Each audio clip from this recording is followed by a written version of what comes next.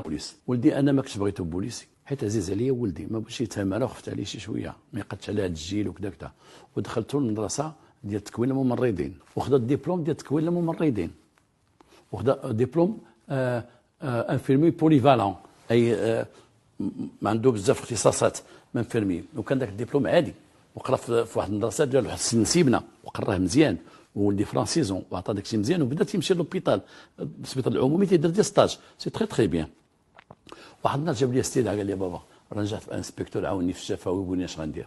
قلت له علاش مشيتي؟ قال لي راه دوزت بغيت نقولها لك، غنبقى نتسنى انفيرمي ونبقى نتسنى عليك. قلت له ولدي وانا راك واش عرفتي شنو البوليس؟ واش فكرت يا صاحبي؟ واش صاحب البوليس هو ما شتيش العذاب ديالي والليل والسهر؟ قال لي المهم انا غنمشي للشفاوي. قلت له الله يعاونك، انا اش غنقريك وغنعاونك؟ فاش غنعاونك انا؟ الله يعاوني نعاونك وحق الله العظيم. سير اخويا دبر راسك.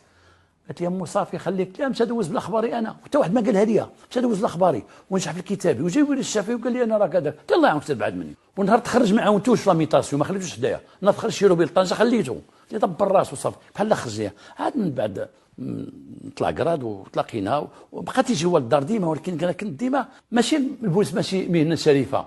المعزه ديالي على ولدي، قلت ولدي ما بغيتش التماره اللي دوزتها، قلت انا فراسي ما بغيتش التماره، انا دوزت واحد العدو دوزته حتى هو، كان هو بغى هذا الشيء.